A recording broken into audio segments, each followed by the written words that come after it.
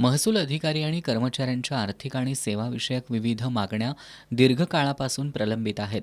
त्याचा निपटारा झालेला नाही. त्यातच विधिमंडळात महसूल मंत्र्यांनी महसूल अधिकारी आणि कर्मचाऱ्यांची विनाचौकशी निलंबनाची घोषणा केली. त्यामुळे महसूल अधिकारी आणि कर्मचाऱ्यांमध्ये भीतीचं आणि असंतोष निर्माण झालाय. त्यामुळे महसूल अधिकारी आणि कर्मचाऱ्यांनी 17 आणि 18 डिसेंबर या 2 दिवशी सामूहिक रजा आंदोलन छेडलंय. त्यामुळे आज तलाठी, मंडल अधिकारी, तहसील कार्यालय आणि महसूल विभागाची सर्व कार्यालयं बंद राहिली. आंदोलनामुळे कामानिमित्त आलेल्या सर्वसामान्य नागरिकांना मोठ्या गैरसोयीला सामोरं जावं लागलं. राधानगरी तालुका ग्राम महसूल अधिकारी संघटनेच्या वतीनं सामूहिक रजा आणि मागण्यांचं निवेदन राधानगरी तहसील कार्यालयातील मंडल अधिकारी संजय गीते यांना देण्यात आलं. यावेळी विजय गुरव, LS पाटील, सुयोग नागरे, सृष्टी चौगले, विश्वास शेणवी यांच्यासह संघटनेचे पदाधिकारी, कर्मचारी, अधिकारी उपस्थित होते.